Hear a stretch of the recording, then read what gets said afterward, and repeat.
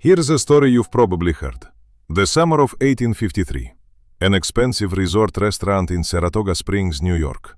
And at one of the tables sits one of the richest, most powerful men in America, the railroad and shipping tycoon Cornelius Vanderbilt. He orders fried potatoes. They arrive, and he sends them straight back.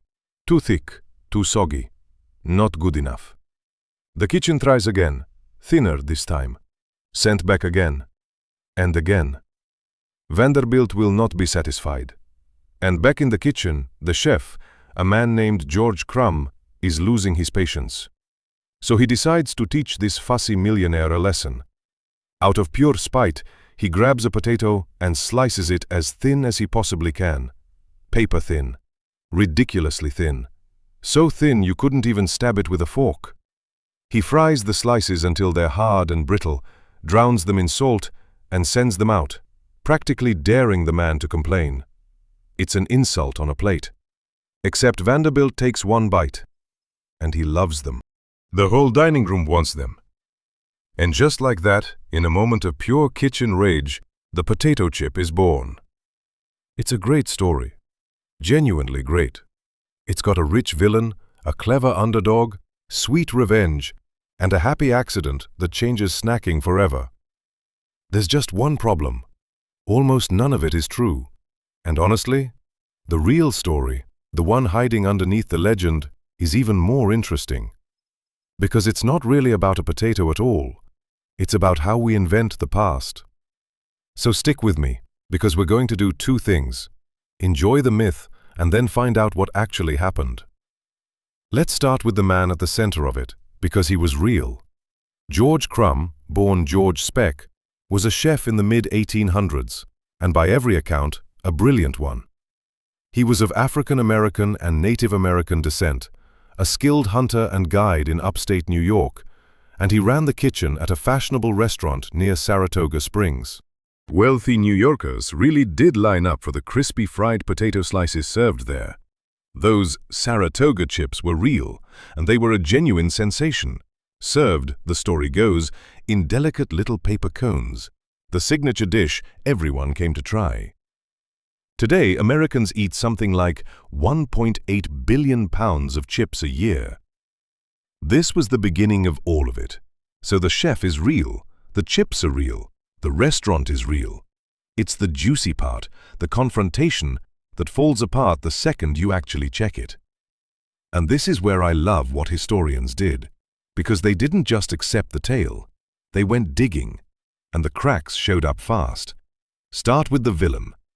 The story says the fussy customer was Cornelius Vanderbilt, but Vanderbilt's own award-winning biographer looked into it and basically said, "There's no truth to this."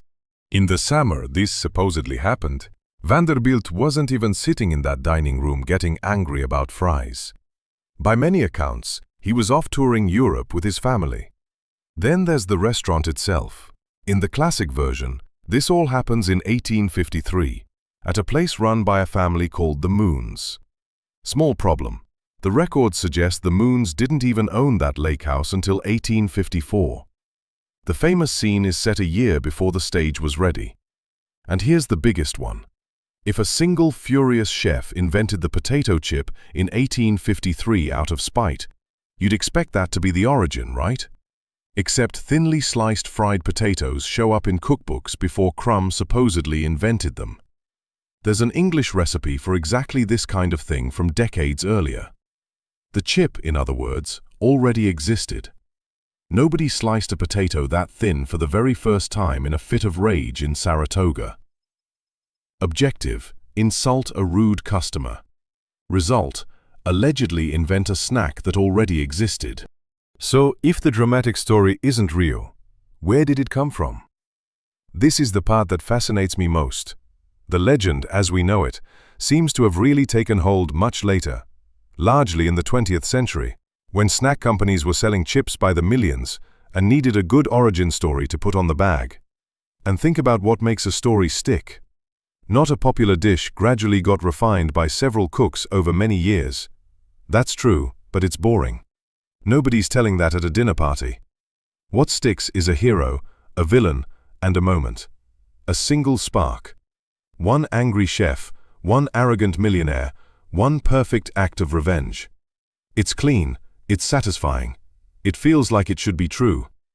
So over time, the messy real history got quietly smoothed into a legend. Names added, dates sharpened, the drama cranked all the way up. Even the identity of the real inventor got muddy.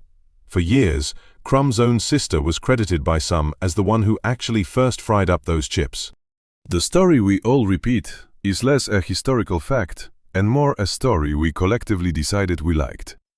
And that's the twist I want you to sit with. We usually think of an invention as a single moment, a lightning bolt, a eureka. But most inventions don't work like that. They're slow, they're shared. They're 100 small hands over 100 small years. The potato chip wasn't born, it evolved. For decades it stayed a fragile restaurant treat, until the 1920s, when a woman named Laura Scudder had a genuinely clever idea. Seal the chips in wax paper bags to keep them fresh and crisp. That unglamorous invention, the bag, is what turned a local delicacy into a snack the whole world could buy. No spite required. The lone genius moment is the part we added afterward, because it's the part that feels good, which raises a genuinely uncomfortable question. How many of the true stories, you know, are shaped exactly like this one? A little bit of fact, wrapped in a whole lot of storytelling, repeated so many times it hardened into truth. But here's what I don't want to lose in all of this. Because it would be easy to end on, well, it's all a myth, and that would actually be unfair. George Crum was a real, hugely talented chef from communities that rarely got credit for anything in that era.